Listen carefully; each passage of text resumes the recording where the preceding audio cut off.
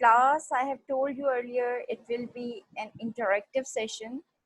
इसमें आप question answers करेंगे, तो आपने मुझे बताना है कि आपको रोर्शक इंक ब्लॉट टेस्ट में क्या चीज़ समझ में आई, क्या चीज़ समझ में नहीं आई, कहाँ पे कंफ्यूजन थी। जी शाना।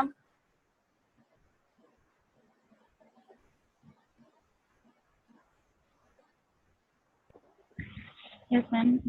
मैम मुझे तकरीबन समझ आ गया। लास्ट वाला जो आज का टॉपिक था ना, तकरीबन वो लास्ट में समझ आया था।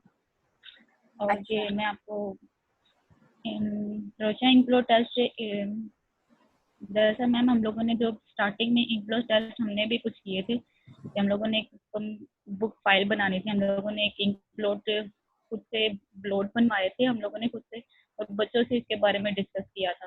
तो उन लोगों ने कुछ बताया था कि ये बटरफ्लाई हैं, कुछ इस तरह से हम लोगों ने बताया था, ये बटरफ्लाई लग रही हैं, ये इस तरह से लग रही हैं। सही।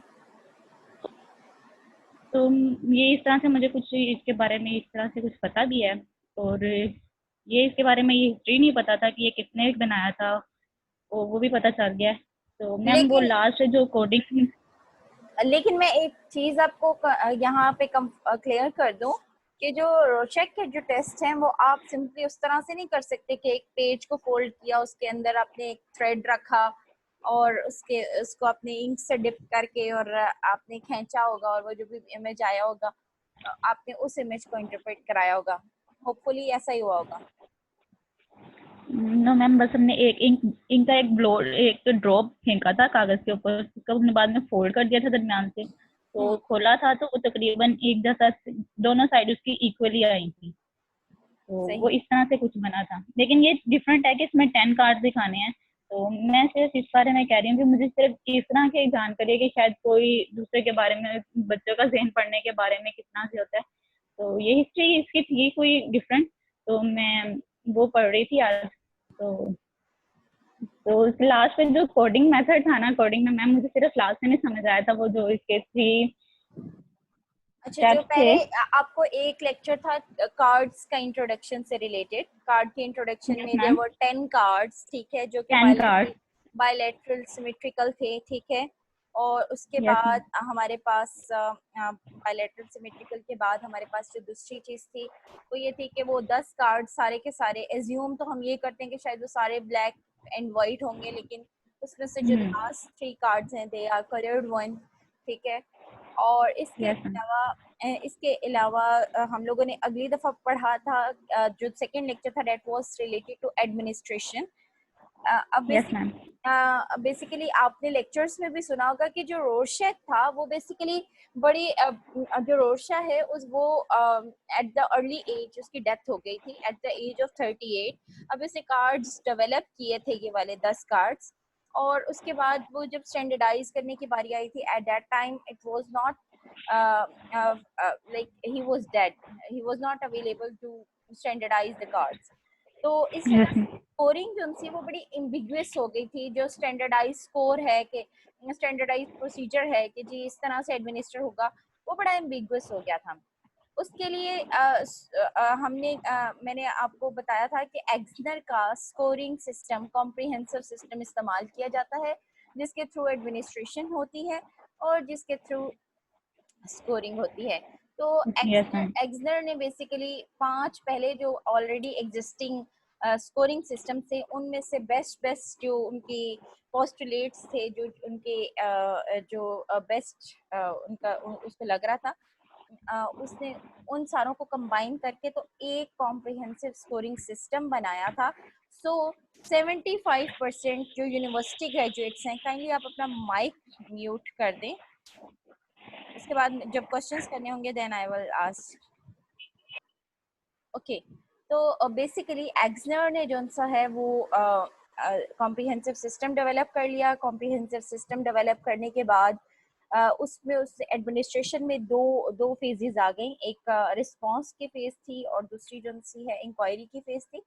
तो इसके बाद जो हमें प्रोटोकॉल, जो हमें सारा के सारे रिस्पॉन्सेज मिलते हैं उसको प्रोटोकॉल कहते हैं। जो कल का लेक्चर था, जो आज का लेक्चर था, जो टेक्निकली आज का ही लेक्चर है, उसके मुताबिक इस तरह से है कि अगर 14 रिस्पॉन्सेज आपके पास एटलीस्ट हैं तब आप प्रोफाइल को कोड कर सकते हैं। अदरवाइज 14 रिस्पॉन्सेज से अगर कम रिस्पॉन्सेज हैं तो आप के लिए ये पॉसिबल नहीं है कि आप किसी भी एग्जामिनी की पर्सनालिटी के बारे में किसी भी किस्म की कोई जजमेंट पास कर सकें।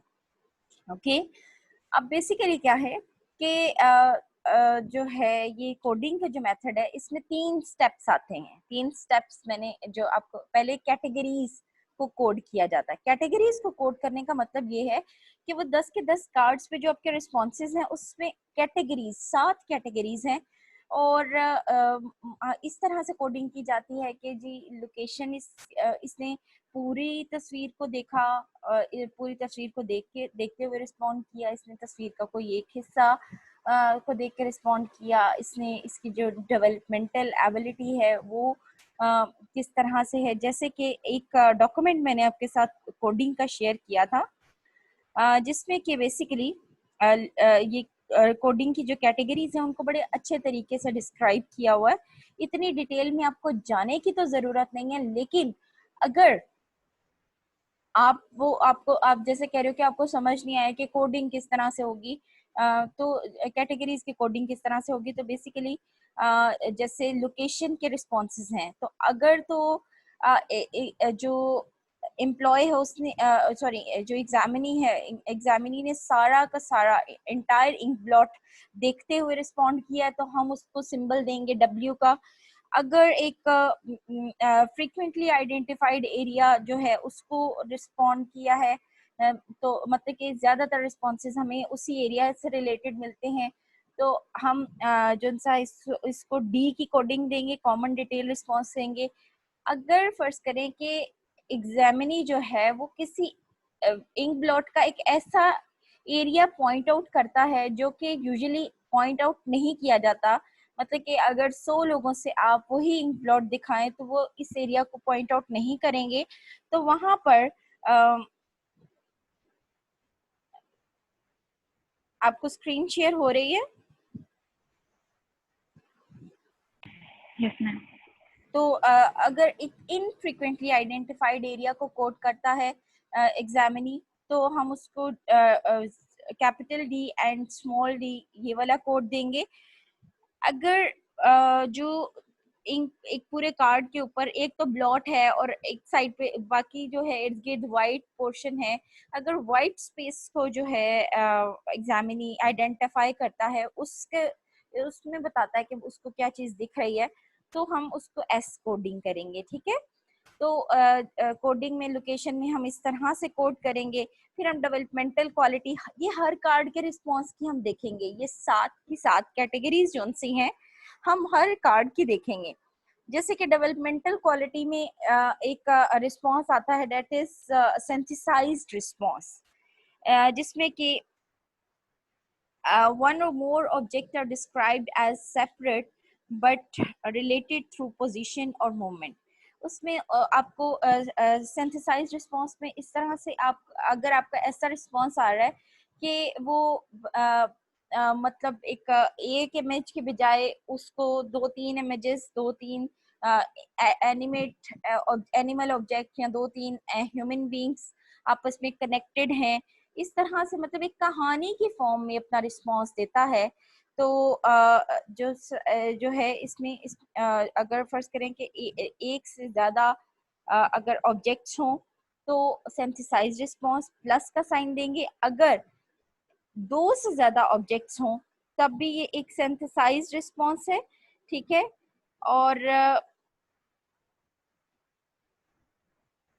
इसमें हम जो सा है V और प्लस का सिंबल देते हैं। इसी तरह से there is one response that is called ordinary response. Ordinary response ये होता है कि आप जब एक पिक्चर को देखते हैं तो उसमें आपको जो भी एक आम सी चीज नजर आ रही है, आप कोई उसमें लिंक क्रिएट करने की कोशिश नहीं करते, आप उसमें कोई कहानी बनाने की कोशिश नहीं करते। सो अगर आपका जो सिंथेसाइज्ड रिस्पॉन्स है वो बहुत ज्यादा इतना ज्यादा डिटेल नहीं है, लेकिन वो लिंक क्रिएट कर रहा है तो आप एक सिर्फ प्लस का सिंबल दे देंगे। लेकिन अगर वो बहुत ज्यादा लिंक क्रिएट कर रहा है, बहुत ज्यादा स्पेसिफिक है, तो आप वी के साथ प्लस का साइन देंगे। अगर ऑर्डिनरी रिस्पॉन्स है, मतलब कि ज्यादातर लोग, नॉर्मेटिव ग्रुप के लोग भी वही चीज रिस्पॉन्ड करेंगे, तो आप ऑर्डिनरी रिस्पॉन्स जो है उसको देंगे। उसके बाद एक रिस्पॉन्स है दैट इज वेग रिस्पॉन्स, लाइक के यू फील लाइक कि अनरिलेटेड ऑब्जेक्ट्स हैं जिनको वो डिस्क्राइब कर रहा है, कोई स्पेसिफिक फॉर्म डिमांड नहीं है। तो डेवलपमेंटल क्वालिटी के अंदर आप इस तरह से कोडिंग करेंगे जो आप कह रहे। जी शाहनम, आप प्लीज अपना माइक अनम्यूट करें और अब मुझे पूछें कि आपको अब कोडिंग में क्या चीज समझ में नहीं आई।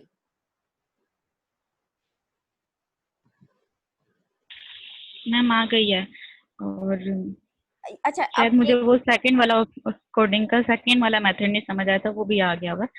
और सेकंड ठीक है, वाला नहीं, यस अभी मैम आ तो मैं गया। अभी तो मैं कैटेगरीज की कोडिंग की बात कर रही हूँ। अच्छा, कैटेगरी। ये बेसिकली आप हर कार्ड का ये इस तरह से रिस्पांस देखेंगे, 7 कैटेगरीज पे आप हर कार्ड के रिस्पांस को जन सा है सिंबल कोडिंग करेंगे, ठीक है ना।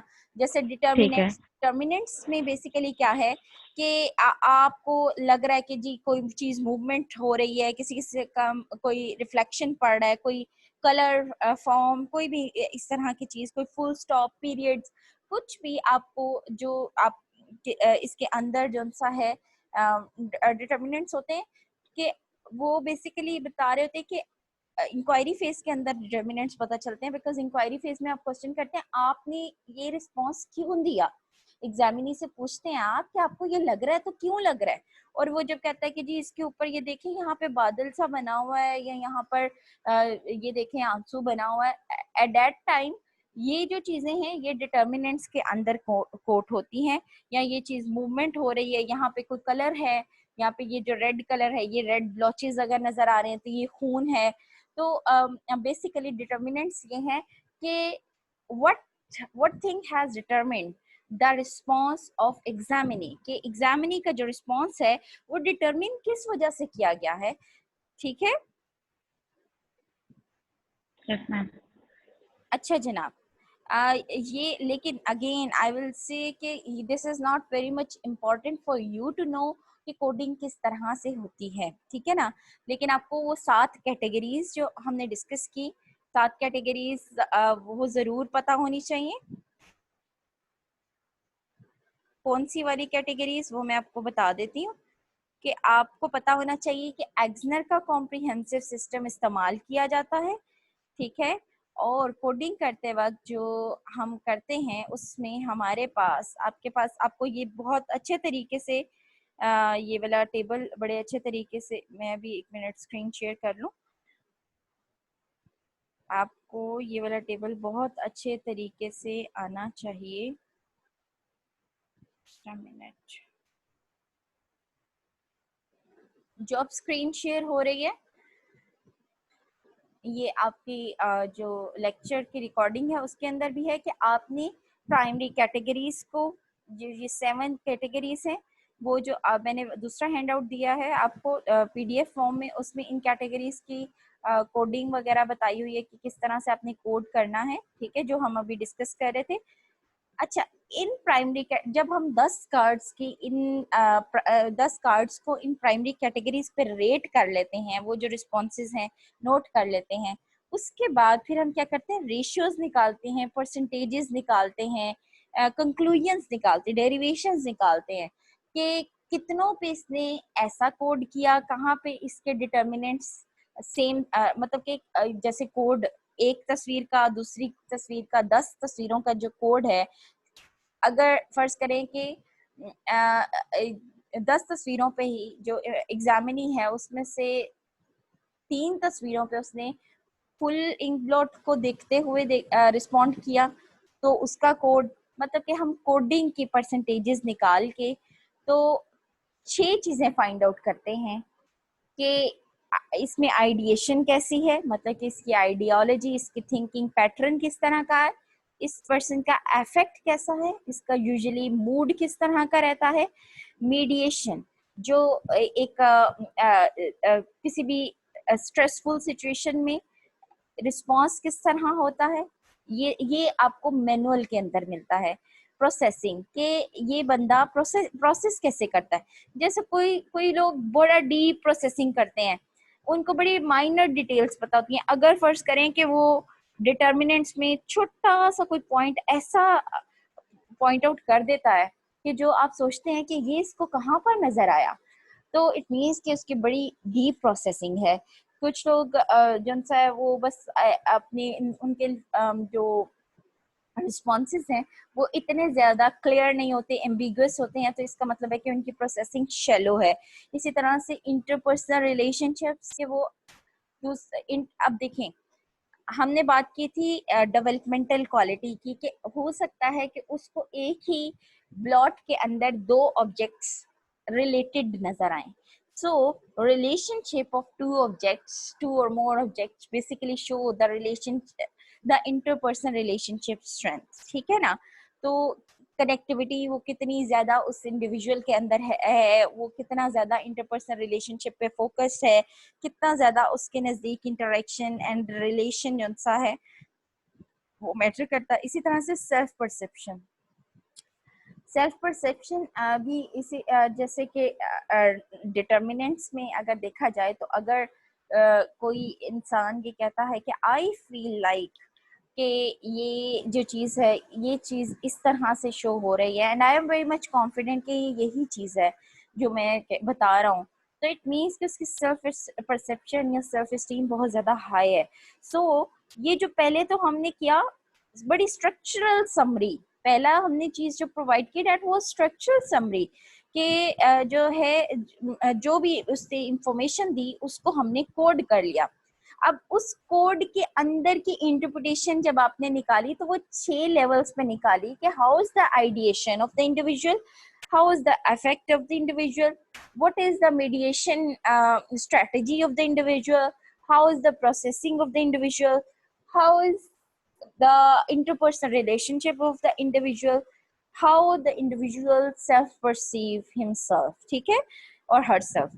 so जो प्राइमरी कैटेगरीज हैं, ये जो प्राइमरी कैटेगरीज हैं इनको फिर हम इन्हीं वो जो कोडिंग हमने कर ली थी उसको नैरो डाउन करके हम उसकी रेशियोज और परसेंटेज से ये 6 चीजें निकालते हैं, और इन 6 चीजों से आगे हम कंस्टलेशन, कंस्टलेशन बेसिकली कहते हैं झुरमट को, ठीक है।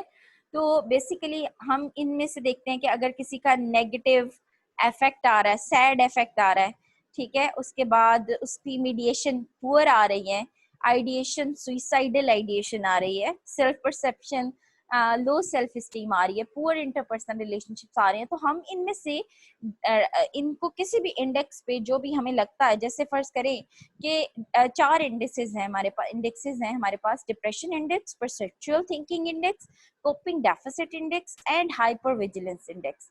अब बेसिकली डिप्रेशन इंडेक्स में ये है कि जो ये यहाँ पर हमारे पास 6 कैटेगरीज आ रही हैं उसमें डिप्रेशन इंडेक्स में हमें यहाँ पे सैड इफेक्ट मिलेगा, ठीक है, हमें लो सेल्फ स्टीम मिलेगी, यहाँ पे सेल्फ परसेप्शन में हमें इंटरपर्सनल रिलेशनशिप्स पुअर मिलेंगे, ठीक। इसी तरह से परसेप्चुअल थिंकिंग में प्रोसेसिंग जो है वो बहुत शेलो लेवल की मिलेगी, ठीक है, यहाँ पे प्रोसेसिंग आइडिएशन जो सी है वो आपके पास जो है मैजिकल थिंकिंग मिलेगी हमें यहाँ पे, ठीक है। इसी तरह से कोपिंग डेफिसिट इंडेक्स हम वहां पर कोट करेंगे जहाँ पे हमें मेडिएशन, मेडिएशन मतलब कि स्ट्रेसफुल सिचुएशन के अंदर जो रिएक्शन है जो कि न्यूट्रलाइज कर रहे हैं आपकी एंजाइटी को, हमें मेडिएशन जो सी है वो कम मिलेगी, ठीक है। हमें प्रोसेसिंग जो है वो जो है वो इनएफिशिएंट मिलेगी, ठीक है, हमें सेल्फ परसेप्शन इनएडिक्वेट मिलेगी।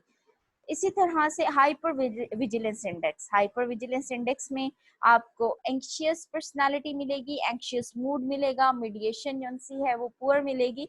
सो हम बेसिकली यहाँ से फिर इंफॉर्मेशन को नैरो डाउन करते हैं इंडेक्सेस के अंदर। So there are basically 3 steps, आप स्टेप बाय स्टेप कोडिंग कर आप basically step by step coding की इंटरप्रिटेशन करते हैं। पहले आपको जो 10 कार्ड्स पे इंफॉर्मेशन मिली है आप उसको एज इट इज कोड कर देंगे मैनुअल के मुताबिक। देन आप उस कोडिंग को लेकर उसकी परसेंटेजेस निकालेंगे और उस परसेंटेजेस पे इंटरप्रिटेशन करेंगे 6 लेवल्स पे कि आइडिएशन कैसी है, अफेक्ट कैसा है, मेडिएशन कैसी है, प्रोसेसिंग कैसी है, इंटरपर्सनल रिलेशनशिप्स कैसे हैं और सेल्फ परसेप्शन कैसी है।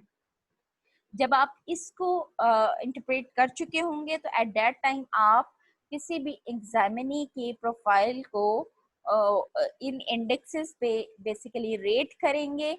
आप ये कंक्लूड करेंगे कि मुझे इस एग्जामिनी का जो प्रोटोकॉल है, प्रोफाइल है, उसमें मुझे हाई रेटिंग डिप्रेशन इंडेक्स की लग रही है या मुझे high rating coping deficit index की लग रही है। और कोपिंग डेफिसिट इंडेक्स का मतलब ये है कि कोई भी नोवल सिचुएशन आती है तो the person is not able to meet that situation properly. Similarly depression index अगर किसी प्रोफाइल में आ रही है तो इट मीन्स कि the person is prone to the negative thoughts and the person is not very much happy in the overall life scenarios. इसके अलावा परसेप्चुअल थिंकिंग इंडेक्स में अगर किसी का किसी का प्रोफाइल जो सा है वो फॉल कर रहा है तो इट मीन्स के उसके जो स्किज़ोफ्रेनिक थॉट्स हैं, जो उसके स्किज़ोफ्रेनिक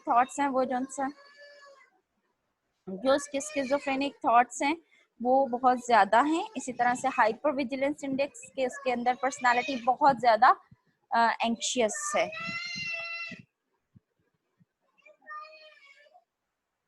जी आपके पास जब अब शानम हुमा आप मुझे बताएं कि आपको क्या चीज़ समझ में आई और क्या चीज़ समझ में नहीं आई।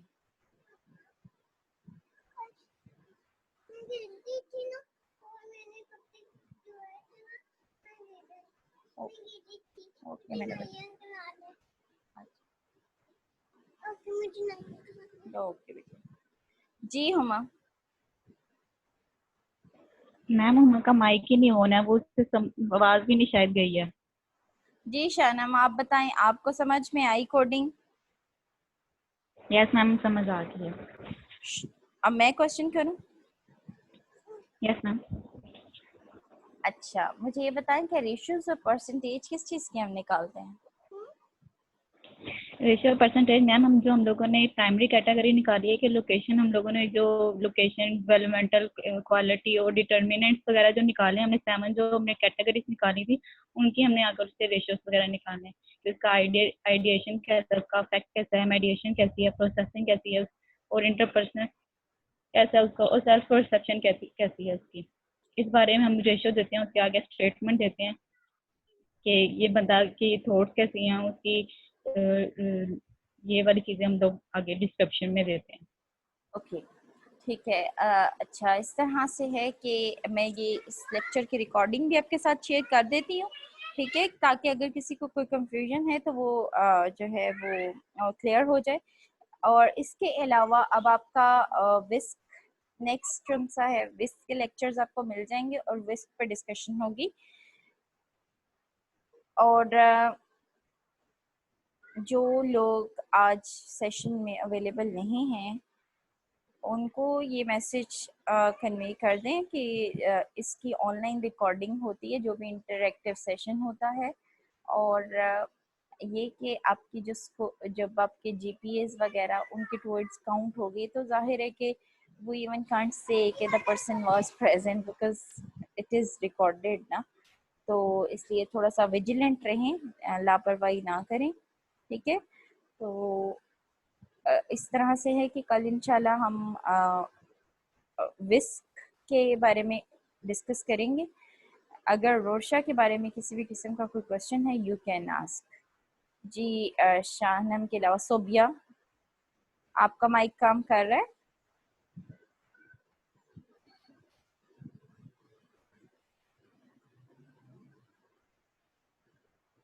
सोबिया मुझे आवाज नहीं आ रही आपकी बेटे।